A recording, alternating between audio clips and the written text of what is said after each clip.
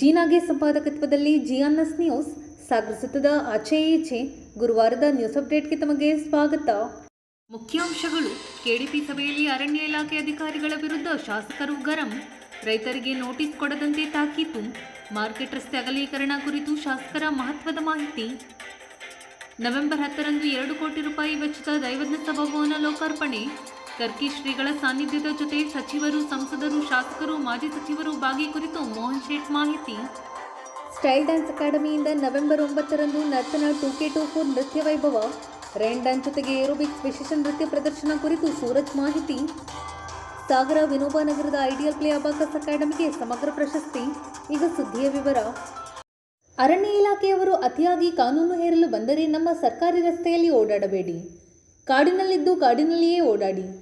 ನಮ್ಮ ಜನರಿಗೆ ಮಾರಕವಾಗುವ ಕಾನೂನು ಜಾರಿಗೆ ತರಲು ಬಂದರೆ ನೀವು ನಾಡಿನ ರಸ್ತೆಗೆ ಬರಲೇಬೇಡಿ ಎಂದು ಶಾಸಕ ಹಾಗೂ ಅರಣ್ಯ ಕೈಗಾರಿಕಾ ಅಭಿವೃದ್ಧಿ ನಿಗಮದ ಅಧ್ಯಕ್ಷ ಗೋಪಾಲಕೃಷ್ಣ ಬೇಳೂರು ತಾಕೀತು ಮಾಡಿದ್ದಾರೆ. ಸಾಗರದ ಉಪವಿಭಾಗಾಧಿಕಾರಿಗಳ ಕಚೇರಿ ಸಭಾಂಗಣದಲ್ಲಿ ಗುರುವಾರ ತ್ರೈಮಾಸಿಕ ಪ್ರಗತಿ ಪರಿಶೀಲನಾ ಸಭೆಯ ಅಧ್ಯಕ್ಷತೆ ವಹಿಸಿ ಅವರು ಮಾತನಾಡುತ್ತಿದ್ದರು. ನೋಟಿಸ್ ಕೊಡೋಕ್ಕಿಂತ ಮುಂಚೆ ನಮ್ಮ ಗಮನಕ್ಕೆ ತರಬೇಕು ಅಥವಾ ನಿಮ್ಮ ಡಿಎಫ್ಆರ್ ಗಮನಕ್ಕೆ ತರಬೇಕು. ಆನಂತರ ಅಲ್ಲಿ ನೋಟಿಸ್ ಕೊಡಬೇಕು. ಸುಮ್ಮನೆ ನಾವು ನೋಟಿಸ್ ಕೊಡೋಕೆ ಏನದು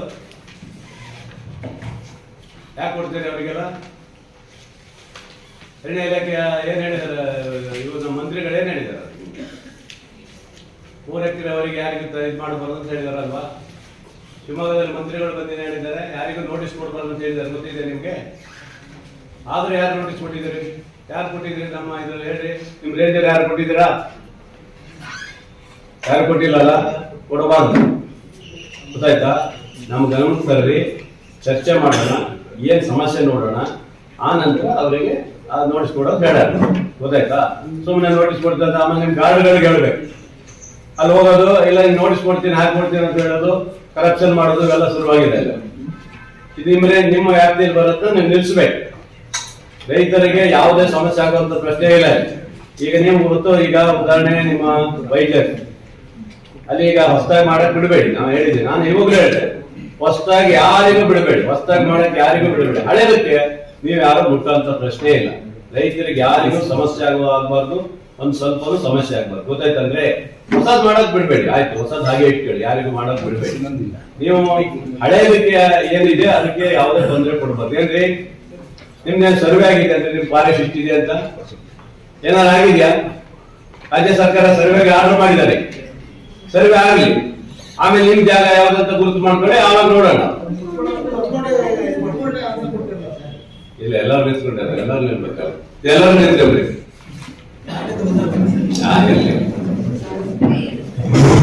ಗೊತ್ತಾಯ್ತಾ? ಆ ತರ ಮಾಡ್ಬೇಕು. ಯಾವುದೇ ರೈತರಿಗೆ ಏನೋ ಸಮಸ್ಯೆ ಮಾಡಕ್ ಬಿಡಬಾರ್ದು. ಇಲ್ಲಿ ಏನಾಗುತ್ತೆ, ಗೊಂದಲ ಮಾಡ್ತಾರೆ ಎಲ್ಲ. ನಮ್ಗೆ ಸಮಸ್ಯೆ ಅಂದ್ರೆ ನೀವು ಒಯ್ಬೇಕು, ಸುಮ್ಮನೆ ಗೊಂದಲ ಮಾಡೋದು ಇವೆಲ್ಲ ಮಾಡ್ತಾ ಇರ್ತಾರೆ. ರೆಗ್ಯುಲರ್ ಎಲ್ಲ ಅಷ್ಟಿಲ್ಲ. ಆಮೇಲೆ JJM ಅಲ್ಲಿ ಇವತ್ತೇನಾದ್ರು ಒಂದು ಸರ್ಕಾರದ ಯೋಜನೆ ಟ್ಯಾಂಕ್ ಮಾಡ್ಬೇಕಂದ್ರೆ ನಿಲ್ಲಿಸ್ತೀರಿ? ಯಾರು ನಿಲ್ಲಿಸ್ತೀರಿ? ನೀವು ಯಾಕೆ ನಿಲ್ಲಿಸ್ತೀರಿ? ಅದು ನಂದಲ್ಲ, ಅದು ನನ್ನ ಮನೆಯಲ್ಲಿ ನಾನು ಕೊಡೋದಲ್ಲ, ಸಾರ್ವಜನಿಕರಿಗೆ ಕೊಡ್ಬೇಕು, ಮತ್ತೆ ಸರ್ಕಾರದಲ್ವಾ? ಅದರಲ್ಲಿ ಒಂದು 10 ಅಡಿ ಮಾಡಕ್ ಆಗಲ್ಲ ಅಂದ್ರೆ ಯಾಕಾಗಲ್ಲ? ಅಲ್ಲ, ಕೊಟ್ಟಿದ್ದಾರೆ. ಕೆಲವರು ಸ್ವಲ್ಪ ಅಬ್ಜೆಕ್ಷನ್ ಮಾಡೋದು ಮಾಡಬೇಡಿ, ದಯವಿಟ್ಟು ಹೇಳ್ತಿದ್ದೀವಿ. ನೀವು ಹಾಗೇನಾದ್ರು ಮಾಡಿದ್ರೆ ನೀವು ಫಾರೆಸ್ಟ್ ಅವರು ಕಾಡೆಲ್ಲ ಓಡಾಡಬೇಕು. ನಮ್ಮ ಗವರ್ಮೆಂಟ್ ರಸ್ತೆ ಬರಬೇಡಿ. ನೀವು ಅವಾಗ ನೀವು ಬಂದ್ ಮಾಡಿಸ್ಬಿಡ್ತೀವಿ. ಗವರ್ಮೆಂಟ್ ರಸ್ತೆ ನೀವು ಬರಂಗಿಲ್ಲ. ಏನ್ ಬರ್ತೀರಿ ಅವಾಗ? ಏನ್ ದೇಶವರೇ, ನಮ್ ಗವರ್ಮೆಂಟ್ ರಸ್ತೆ ಬರಂಗಿಲ್ಲ. ಇವರು ಫಾರೆಸ್ಟ್ ಅಲ್ಲಿ ಕಾಡೆಲ್ಲ ಓಡಾಡ್ಕೊಂಡಿರ್ಬೇಕು. ನೀವು ಕಾಡೆಲ್ಲ ಹೋಗ್ಬೇಕು, ಕಾಡೆಲ್ಲ ಬರ್ಬೇಕಾಗತ್ತ. ಏನ್ರಿ ಮಾಡ್ತೀರ? ಅದು ಕಾಡಲ್ಲಿ ನೋಡ್ತೀರ. ಅವಾಗ ಸ್ವಲ್ಪ ಇತ್ತು, ನಮ್ಮ ಇವರು ಮಾಡಿದ್ರು, ನಮ್ಮ ಹೊಸನಗರ ಏಷ್ಯಾ ಇದ್ರಲ್ಲ ನೀವು. ಅದ ಯಾವ್ದು ಅಡಚಣೆ ಕೊಡಬಾರ್ದು. ಫಾರೆಸ್ಟ್ ಅಲ್ಲಿ ಹೊಸದಾಗಿ ಮಾಡಕ್ ಯಾರಿಗೂ ಬಿಡಬೇಡಿ. ನಾನೇ ಹೇಳ್ತಾ ಇದ್ದೀನಲ್ಲ, ಹೊಸದಾಗಿ ಯಾವುದೇ ಒತ್ತುವರಿ ಮಾಡಕ್ ಬಿಡಬೇಡಿ. ಇದೇ ನಿಲ್ಲಿಸಿ, ನಾನೇ ಬೇಡ ಅನ್ನೋದಲ್ಲ. ಹಳೆ ರೀತಿ ಯಾವತ್ತೂ ತೊಂದರೆ ಕೊಡಕ್ ಹೋಗ್ಬೇಡಿ. ಗೊತ್ತಾಯ್ತಾ? ನಮಗೆ ಕೆಟ್ಟ ಹೆಸರು ತಗೊಂಡ್ ಮಾಡುವಂತದ್ದು ಆಗ್ಬಾರ್ದು. ರೈತರಿಗೆ ಯಾವುದೇ ಸಮಸ್ಯೆ ಆಗ್ಬಾರ್ದು. ಇಷ್ಟೇ ನಾನು ಕೇಳೋದಷ್ಟೇ, ಮತ್ತೇನು ಕೇಳೋದಿಲ್ಲ ಅಲ್ವಾ? ಅಲ್ಲಿ ಯಾವುದೇ ಸಮಸ್ಯೆ ಮಾಡಕ್ ಬಿಡಬೇಡಿ ಅಲ್ಲಿ. ಆಮೇಲೆ ಈಗ ಅಲ್ಲಿ ಕೆಲವು 3 ಕಡೆ ನನಗೆ ಬೇಗನೆ ಒಂದು ರಸ್ತೆ ಆಗಿಲ್ಲ. ಆನಂತರ ಭೀಮೇಶ್ವರ ಮುರುಳಗಲ್ಲು ಚಣೆ ಅದು ಬೇರೆ ಮಾಡಿದ್ರೆ ಅದು ದೊಡ್ಡ ಆಗ್ಬೇಕು, ಅದು ಆಗಬೇಕು.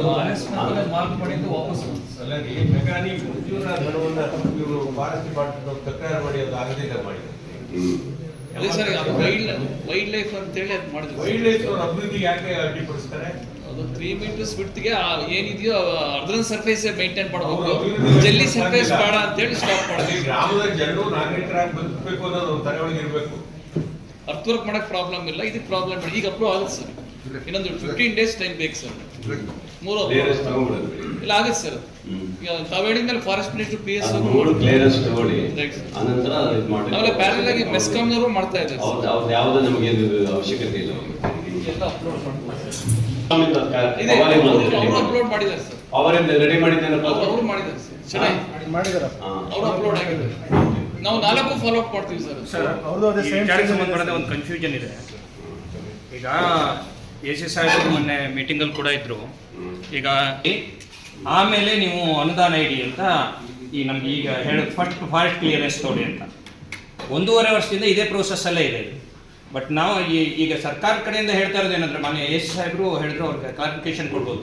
ಮೊದಲು ನೀವು ಅನುದಾನವನ್ನು ಇಡಿ, ಅನುದಾನ ಇಟ್ಟ ನಂತರದಲ್ಲಿ ಫಾರೆಸ್ಟ್ ಕ್ಲಿಯರೆನ್ಸ್ಗೆ ಸಂಬಂಧಪಟ್ಟಂತ ಡಿಪಾರ್ಟ್ಮೆಂಟು ಅಥವಾ ಗುತ್ತಿಗೆದಾರರಿಂದ ಇದನ್ನು ಕೊಡಿಸಿ ನೀವು ಆ ನಂತರದಲ್ಲಿ ನಿಮ್ಮ ಕಾಮಗಾರಿಯನ್ನು ಆರಂಭ ಮಾಡ್ಬೋದು ಅನ್ನೋದು ಸರ್ಕಾರ ನಿಯಮಾವಳಿ ಇರೋದು.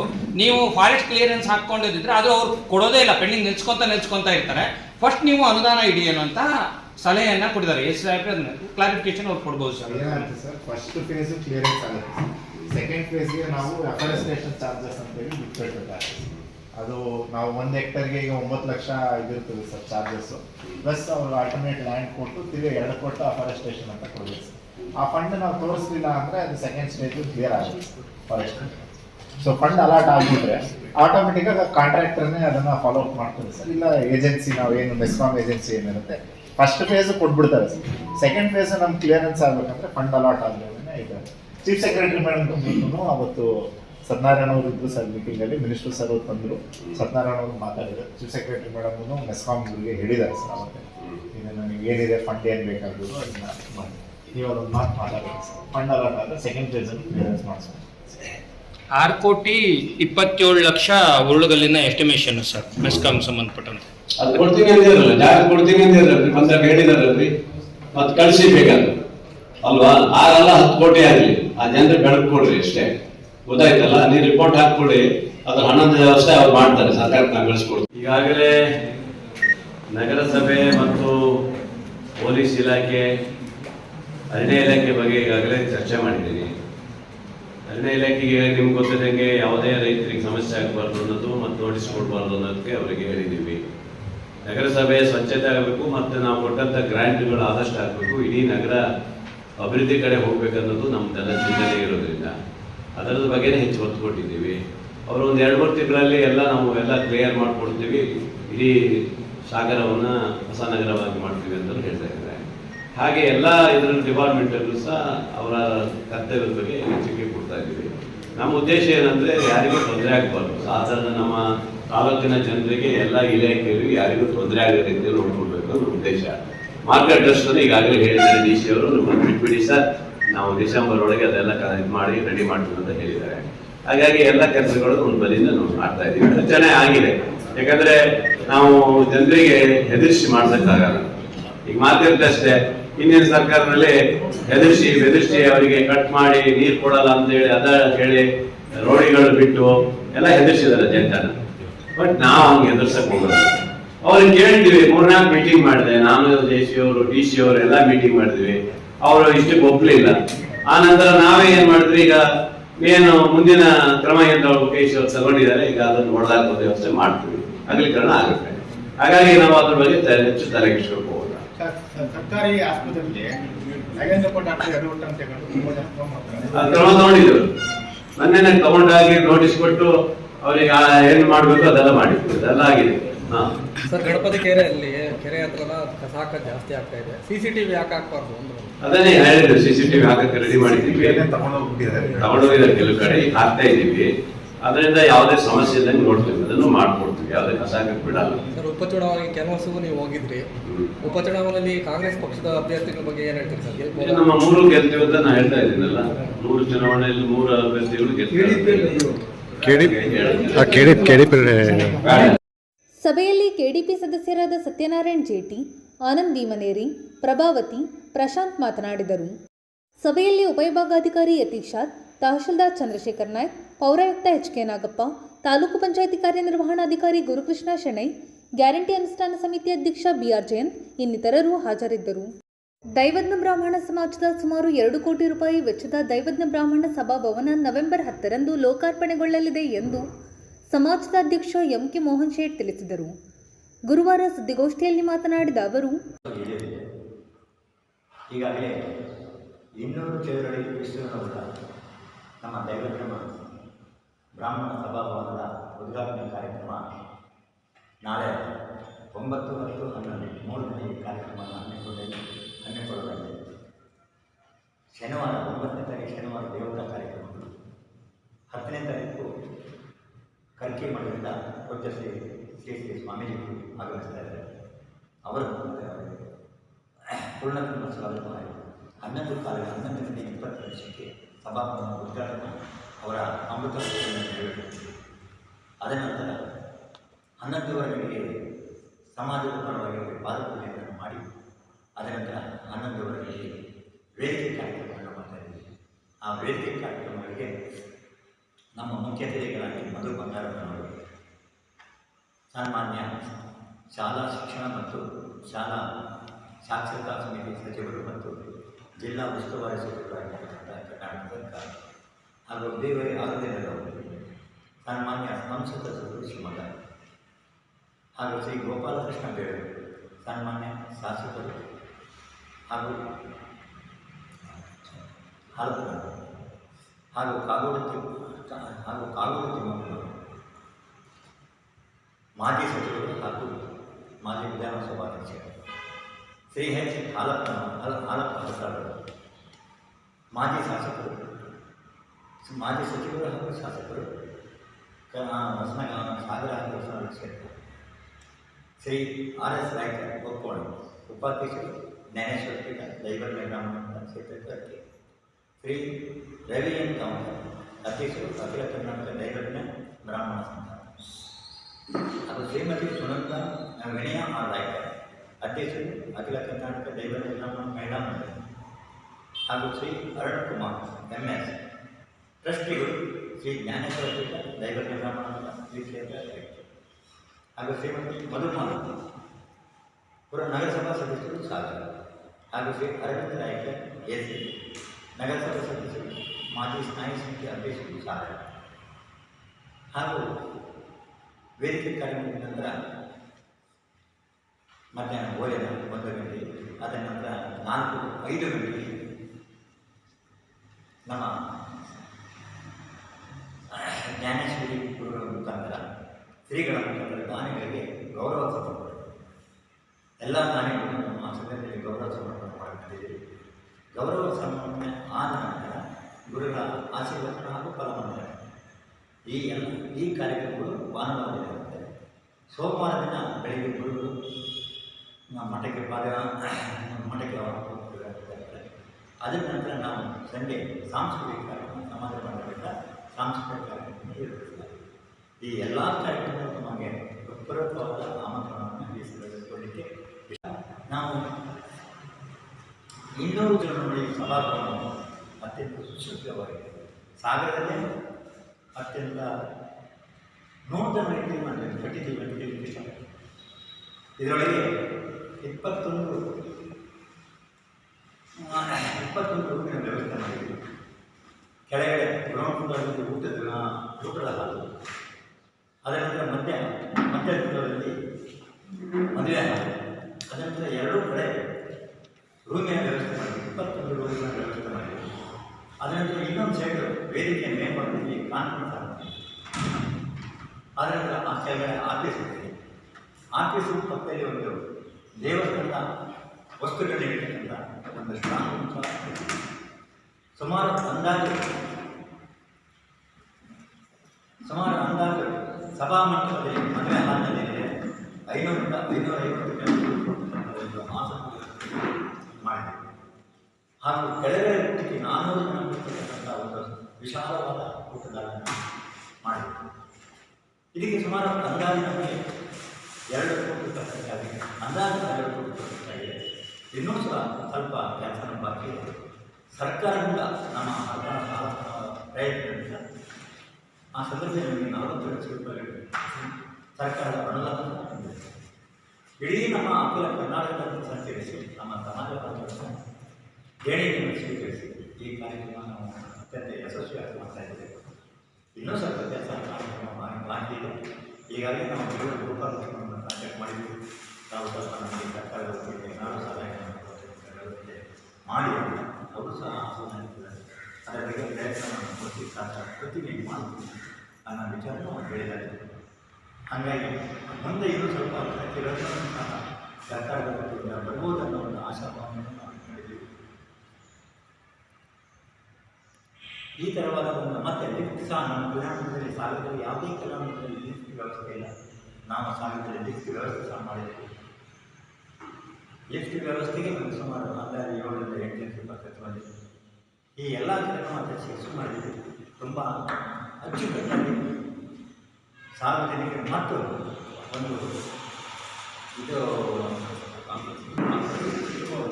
ಕಲ್ಯಾಣ ಮಂಟಪಕ್ಕೆ ಪಾರ್ಕಿಂಗ್ ವ್ಯವಸ್ಥೆ ತುಂಬ ಅವಶ್ಯಕತೆಯನ್ನು ಮನಗಂಡು ಹಿಂಭಾಗದಲ್ಲಿ 100 ಸುಮಾರು ಅಂದಾಜು ಒಂದು 800 ಕಾರುಗಳು ವೆಹಿಕಲ್ಗಳಿರ್ತಕ್ಕಂಥ ಒಂದು ಜಾಗವನ್ನು ನಾವು ರೇಜಿಟ್ಟುಕೊಂಡಿದ್ದೀವಿ. ಆ ನಮ್ಮ ಸುಸಜ್ಜಿತವಾಗಿ ಇದಕ್ಕೆ ನಾವು ನಾಳೆ ಭಾನುವಾರ ಸಹ ಲೋಕಾರ್ಪಣೆ ಮಾಡ್ತಾ ಇದ್ದೀವಿ. ಈ ಕಾರ್ಯಕ್ರಮಕ್ಕೆ ತಾವೆಲ್ಲರೂ ಸಹ ನಮ್ಮ ಸಹೋದ್ಯೋಗಿಗಳು ಕುಟುಂಬ ಸಮೇತರಾಗಿ ನಮ್ಮ ಈ ಕಾರ್ಯಕ್ರಮದಲ್ಲಿ ಭಾಗವಹಿಸಬೇಕಂತ ಇನ್ನೊಮ್ಮೆ ತಮ್ಮಲ್ಲಿ ಕೇಳ್ತಾ ಇದ್ದೇನೆ. ಗೋಷ್ಠಿಯಲ್ಲಿ ಸಮಾಜದ ಪ್ರಮುಖರಾದ ಸಂತೋಷ್ ಶೇಟ್, ಹನುಮಂತ್ ಶೇಟ್, ಸೂರ್ಯಕಾಂತ್ ಶೇಟ್, ಕೃಷ್ಣ ಆರ್ ಶೇಟ್, ರಾಘವೇಂದ್ರ, ನೀಲಕಂಠ, ಯುಜಿ ಶ್ರೀಧರರಾವ್, ಜ್ಯೋತಿ ಕಾಶಿನಾಥ್, ರಾಜಕುಮಾರ್, ಚಂದ್ರಶೇಖರ್, ಚಂದ್ರು ಇನ್ನಿತರರು ಹಾಜರಿದ್ದರು. ಸ್ಟೈಲ್ ಡ್ಯಾನ್ಸ್ ಅಕಾಡೆಮಿ ವತಿಯಿಂದ 16ನೇ ವಾರ್ಷಿಕೋತ್ಸವ ಅಂಗವಾಗಿ ನರ್ತನ 2024 ಕಾರ್ಯಕ್ರಮ ಹಮ್ಮಿಕೊಳ್ಳಲಾಗಿದೆ ಎಂದು ಅಕಾಡೆಮಿ ಮುಖ್ಯಸ್ಥ ಡ್ಯಾನ್ಸರ್ ಸೂರಜ್ ತಿಳಿಸಿದರು. ಗುರುವಾರ ಸುದ್ದಿಗೋಷ್ಠಿಯಲ್ಲಿ ಮಾತನಾಡಿದ ಅವರು, ಎಲ್ರಿಗೂ ನಮಸ್ಕಾರ. ನನ್ನ ಹೆಸರು ಡ್ಯಾನ್ಸರ್ ಸೂರಜ್ ಅಂತ. ಸಾಗರದಲ್ಲಿ 16 ವರ್ಷಗಳಿಂದ ನಮ್ಮ ಸ್ಟೈಲ್ ಡ್ಯಾನ್ಸ್ ಅಕಾಡೆಮಿ ಅಂತ ಒಂದು ಸಂಸ್ಥೆನ ಕಟ್ಟಿ ನೂರಾರು ಮಕ್ಕಳಿಗೆ ನಾವು ತರಬೇತಿನ ನೀಡ್ತಾ ನಾವು 16 ವರ್ಷದಿಂದ ನಡ್ಸ್ಕೊಂತ ಬರ್ತಾ ಇದ್ದೀವಿ. ಹಾಗೆ ನಮ್ಮ ಟೀಮ್ ಅವರೇ ಆದಂಥ ಇವರು ಕರಣ್ ಅಂತ, ಅವರು ಕೂಡ ಒಳ್ಳೆ ಡ್ಯಾನ್ಸರು. ಅವ್ರು ಇವಾಗ ಬೆಂಗಳೂರಲ್ಲಿ ಇರೋದು. ಆಮೇಲೆ ನಮ್ಮ ದೀಪು ಅಂತ ನಮ್ಮ ಟೀಮಲ್ಲಿ ಆರ್ಟ್ ಡೈರೆಕ್ಟರ್ ಆಗಿ ವರ್ಕ್ ಮಾಡ್ತಾ ಇದ್ದಾರೆ. ಹಾಗೂ ಇವರು ನನ್ನ ಅಸಿಸ್ಟೆಂಟ್ ಆಗಿ ವಿನಯ್ ಅಂತ ವರ್ಕ್ ಮಾಡ್ತಾ ಇದ್ದಾರೆ. ಸೊ ನಮ್ದೊಂದು ದೊಡ್ಡ ಟೀಮ್ ಇದೆ. ಸೊ ಈ ಟೀಮ್ನ ಇಟ್ಕೊಂಡು ಪ್ರತಿ ವರ್ಷ ನಾವು ಒಂದು ನರ್ತನ ಅಂತ ಒಂದು ಕಾರ್ಯಕ್ರಮನ ಮಾಡ್ತಾ ಇರ್ತೀವಿ. ಈ ಕಾರ್ಯಕ್ರಮದ ಉದ್ದೇಶ ಏನಂತಂದ್ರೆ, ನನ್ನ ತರಗತಿನಲ್ಲಿ ಕಲಿತಾ ಇರುವಂತ ಎಲ್ಲಾ ಮಕ್ಕಳಿಗೆ ಒಂದು ಡ್ಯಾನ್ಸ್ ಏನ್ ಕಲಿತಾ ಇದೀವಿ ಅದನ್ನ ಜನರ ಮುಂದೆ ಪ್ರೆಸೆಂಟೇಶನ್ ಯಾವ ತರ ಕೊಡಬೇಕು ಅನ್ನೋದೊಂದು ದೊಡ್ಡ ವೇದಿಕೆನ ಸೃಷ್ಟಿ ಮಾಡಿ ಅವರಿಗೆ ಪರ್ಫಾರ್ಮೆನ್ಸ್ ಮಾಡ್ಲಿಕ್ಕೆ ನಾವೊಂದು ಅವಕಾಶನ ಮಾಡ್ಕೊಡ್ತೀವಿ. ಹಾಗೂ ಈ ಒಂದು ಕಾರ್ಯಕ್ರಮದಲ್ಲಿ ನಮ್ಮ ತಂಡದಲ್ಲಿ ಎಲ್ಲ ಬರೀ ಡ್ಯಾನ್ಸ್ ಅಂದ್ರೆ ಆರೋಗ್ಯಕ್ಕೂ ಕೂಡ ಇದು ಇಂಪಾರ್ಟೆಂಟ್ ಇದೆ ಅಂತ ಹೇಳಿ ನಾವು ಬೆಳಿಗ್ಗೆ ಮುಂಚೆ ಏರೋಬಿಕ್ಸ್ ಅಂತ ಒಂದು ವ್ಯಾಯಾಮನ ಕಲಿಸ್ತೀವಿ ನಮ್ಮ ತರಗತಿನಲ್ಲಿ. ಅವ್ರ ತಂಡದಿಂದ ಕೂಡ ನಾವು ಒಂದು ಪರ್ಫಾರ್ಮೆನ್ಸ್ ನ ಕೊಡಿಸ್ತಾ ಇದೀವಿ. ಸೊ ಈ ಒಂದು ಕಾರ್ಯಕ್ರಮ ಪ್ರತಿ ವರ್ಷ ನಡೀತಾ ಇರುತ್ತೆ. ಇದು 16ನೇ ವರ್ಷದ ಕಾರ್ಯಕ್ರಮ. ಮೊದಲು ನಾವು ನಮ್ಮ ತರಗತಿ ಆರಂಭ ಮಾಡಿದಾಗ ರಾಜ್ಯ ಮಟ್ಟದ ಕಾರ್ಯಕ್ರಮಗಳನ್ನ ನಡೆಸಿದ್ವಿ, ಸ್ಪರ್ಧೆಗಳನ್ನ ನಡೆಸಿದ್ವಿ. ಆ ನಂತರ ದಿನಗಳಲ್ಲಿ ನಮ್ಮ ತಂಡದ ಮಕ್ಕಳಿಂದ ಪರ್ಫಾರ್ಮೆನ್ಸ್ ಬರಲಿ ಅನ್ನೋ ಉದ್ದೇಶಕ್ಕೆ ನಾವು ಒಂದು ನರ್ತನ ಅಂತ ಒಂದು ಕಾರ್ಯಕ್ರಮನ ಶುರು ಮಾಡಿ ಸತತ ಈಗ 3ನೇ ವರ್ಷದ ನರ್ತನ ಕಾರ್ಯಕ್ರಮ ಇದು. ನಮ್ಮ ತಂಡ ಆರಂಭವಾಗಿ 16 ವರ್ಷ ಆಯ್ತು. ನಮ್ಮ ಈ ನರ್ತನ ಅನ್ನೋ ಒಂದು ಕಾರ್ಯಕ್ರಮ ಶುರುವಾಗಿ 3 ವರ್ಷ ಆಯ್ತು. ನನ್ನ ಪರಿಚಯ ಮಾಡ್ಕೊಡ್ಬೇಕು ಅಂದ್ರೆ, ನಾನು 16 ವರ್ಷಗಳಿಂದ ಮುಂಚೆಯಿಂದನೂ ನಾನು ಡ್ಯಾನ್ಸ್ ಮಾಡ್ತಾನೆ ಬರ್ತಾ ಇದ್ದೀನಿ. ಹತ್ತತ್ರ 20 ವರ್ಷ ಮೇಲಾಯ್ತು. ಹಾಗೆ ನಾನು ತಂಡನ ಕಟ್ಟಿ 16 ವರ್ಷ ಆಯ್ತು. ನಾನು ಈ ತಂಡದಲ್ಲಿ ಸುಮಾರು ಜನ ವಿದ್ಯಾರ್ಥಿಗಳನ್ನ ತಯಾರು ಮಾಡಿದ್ದೀನಿ. ಕೆಲವರು DKD ಶೋಗಳಲ್ಲೂ ಪರ್ಫಾರ್ಮೆನ್ಸ್ ಮಾಡಿದ್ದಾರೆ. ಈ ಹುಡುಗರು ಕೂಡ DKD ಶೋಗಳಲ್ಲೆಲ್ಲ ಪರ್ಫಾರ್ಮೆನ್ಸ್ ಮಾಡಿದ್ದಾರೆ. ಲಾಸ್ಟ್ DKD ಶೋದಲ್ಲಿ ನಾವು ಹೋಗಿ ಪ್ರಭುದೇವ್ ಸರ್ನ ಕೂಡ ಮೀಟ್ ಆಗಿದ್ವಿ. ಸೊ ಈ ತರದೆಲ್ಲ ನಮ್ಮ ತಂಡ ಸಾಧನೆ ಮಾಡ್ಕೊತಾ ಬರ್ತಾ ಇದೆ. ಅಷ್ಟೇ ಅಲ್ಲದೆ ಸಮಾಜಮುಖಿ ಕೆಲಸಗಳನ್ನು ಕೂಡ ನಮ್ಮ ತಂಡ ಮಾಡ್ಕೊತಾ ಬರ್ತಾ ಇದೆ. ರಕ್ತದಾನ ಶಿಬಿರಗಳನ್ನ ಮಾಡೋದಿರ್ಬೋದು, ಸರ್ಕಾರಿ ಶಾಲೆಗಳಿಗೆ ನಮ್ಮ ಕೈಲಾದಂತ ಧನ ಸಹಾಯ ಮಾಡೋದಿರ್ಬೋದು, ಹಾಗೂ ಬಡ ಮಕ್ಕಳಿಗೆ ಒಂದು ವಿದ್ಯಾಭ್ಯಾಸ ನೀಡೋದಾಗಿರ್ಬೋದು, ಇದನ್ನೆಲ್ಲ ನಮ್ಮ ತಂಡ ಮಾಡ್ಕೊತಾ ಬರ್ತಾ ಇದೆ. ಸತತ ನಾವು ಈ ಕಾರ್ಯಕ್ರಮದ ಉದ್ದೇಶ ನಮ್ಮ ಮಕ್ಕಳನ್ನ ನಾವು ವೇದಿಕೆ ಮೇಲೆ ತರಬೇಕು ಅನ್ನೋ ಉದ್ದೇಶದಿಂದ ಮಾಡ್ತಾ ಇದ್ದೀವಿ. ಸೊ ಈ ವರ್ಷ ಕೂಡ ನವೆಂಬರ್ 9ನೇ ತಾರೀಕು ಅಂದ್ರೆ ನಾಳಿದ್ದು ಬರೋ ಶನಿವಾರ ದಿನ ಈ ಒಂದು ಕಾರ್ಯಕ್ರಮನ ನಾವು ಹಮ್ಮಿಕೊಂಡಿದ್ದೀವಿ. ಸಾಗರದ ಗಾಂಧಿ ಮೈದಾನದಲ್ಲಿ ಈ ಕಾರ್ಯಕ್ರಮ ಸಂಜೆ 7 ಗಂಟೆಯಿಂದ ಸ್ಟಾರ್ಟ್ ಆಗ್ತಾ ಇದೆ. ದಯಮಾಡಿ ಕಲಾಭಿಮಾನಿಗಳು ಯಾರಿದ್ದೀರಾ ದಯಮಾಡಿ ಎಲ್ಲರೂ ಬಂದು ಈ ಒಂದು ಕಾರ್ಯಕ್ರಮನ ಚಂದ ಕಾಣಿಸ್ಕೊಡ್ಬೇಕು ಅಂತ ನಮ್ಮ ತಂಡದ ಮೂಲಕ ನಾನು ಕೇಳ್ಕೊತಾ ಇದ್ದೀನಿ. ಹಾಗೂ ಈ ಕಾರ್ಯಕ್ರಮಕ್ಕೆ ನಮ್ಮ ಜನಪ್ರಿಯ ಶಾಸಕರಾದಂತ ಗೋಪಾಲಕೃಷ್ಣ ಬೇಳೂರ್ ಸರ್ ಕೂಡ ಬರ್ತಾ ಇದ್ದಾರೆ. ಜೊತೆಗೆ ಸಿಗಂದೂರಿನ ಕಾರ್ಯದರ್ಶಿಗಳಾದಂತ ರವಿಯಣ್ಣ ಕೂಡ ಬರ್ತಾ ಇದ್ದಾರೆ. ಹಾಗೂ ಇನ್ನೂ ಹೆಚ್ಚಿನ ಮುಖ್ಯ ಅತಿಥಿಗಳು ನಮ್ಮ ತಂಡಕ್ಕೆ ಬರ್ತಾ ಇದ್ದಾರೆ. ಈ ಒಂದು ಕಾರ್ಯಕ್ರಮದಲ್ಲಿ ನಮ್ಮ ಸ್ನೇಹಿತರೇ ಆದಂತಹ ಪವನ್ ಮಾಸ್ಟರ್ DKD ಅವರು ಕೂಡ ಬರ್ತಾ ಇದ್ದಾರೆ. ಹೀಗೆ ಎಲ್ಲಾ ಒಳ್ಳೊಳ್ಳೆ ಕಲಾವಿದರುಗಳನ್ನ ಒಟ್ಟಾಗಿ ಒಂದು ಒಳ್ಳೆ ಕಾರ್ಯಕ್ರಮ ಮಾಡ್ತಾ ಇದೀವಿ. ಸಾಗರದ ಜನತೆ ಇಷ್ಟು ವರ್ಷ ಸಪೋರ್ಟ್ ಮಾಡಿರೋ ತರನೇ ಈ ವರ್ಷ ಕೂಡ ನಮ್ಮನ್ನ ಸಪೋರ್ಟ್ ಮಾಡಬೇಕು ಅಂತ ನಾನು ಈ ಮೂಲಕ ಕೇಳ್ಕೊಂತಾ ಇದ್ದೀನಿ. ಧನ್ಯವಾದ. ಅದಕ್ಕೆ ಸಪರೇಟ್ ಆಗಿರುವಂತ ವೇದಿಕೆನ ಸೃಷ್ಟಿ ಮಾಡಿ ಒಂದು ರೈನ್ ಡ್ಯಾನ್ಸ್ ಅಂತ ಮಾಡಿಸ್ತಾ ಇದೀವಿ. ಅದು ಸಾಗರ ಇತಿಹಾಸದಲ್ಲೇ ಫಸ್ಟ್ ಟೈಮ್ ಮಾಡ್ತಾ ಇರೋದು. ಅದು ನಮ್ಮ ಸ್ಟೈಲ್ ಡ್ಯಾನ್ಸ್ ಅಕಾಡೆಮಿಯಿಂದ ನಾವು ಈ ವರ್ಷ ನಾವು ಮಾಡ್ತಾ ಇದೀವಿ. ಅದನ್ನ ರೈನ್ ಡ್ಯಾನ್ಸ್ ಅಂತ ನಮ್ದೇ ವೇದಿಕೆನೇ ಸೃಷ್ಟಿ ಮಾಡ್ಬಿಟ್ಟು ಮಾಡ್ತಾ ಇದೀವಿ.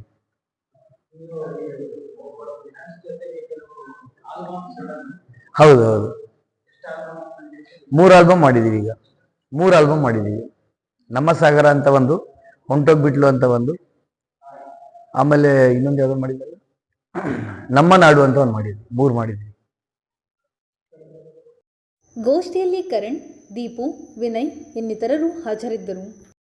ಈಚೆಗೆ ಚಿತ್ರದುರ್ಗದಲ್ಲಿ ನಡೆದ ರಾಜ್ಯಮಟ್ಟದ ಅಬಾಕಸ್ ಹಾಗೂ ವೇದಿಕ್ ಮ್ಯಾಥ್ಸ್ ಸ್ಪರ್ಧೆಯಲ್ಲಿ ಸಾಗರ ವಿನೋಬ ನಗರದ ಐಡಿಯಲ್ ಪ್ಲೇ ಅಬಾಕಸ್ನ 93 ವಿದ್ಯಾರ್ಥಿಗಳು ಪಾಲ್ಗೊಂಡು ಎಲ್ಲ ವಿಭಾಗದಲ್ಲಿ ಸಮಗ್ರ ಪ್ರಶಸ್ತಿ ತಮ್ಮದಾಗಿಸಿಕೊಂಡಿದ್ದಾರೆ.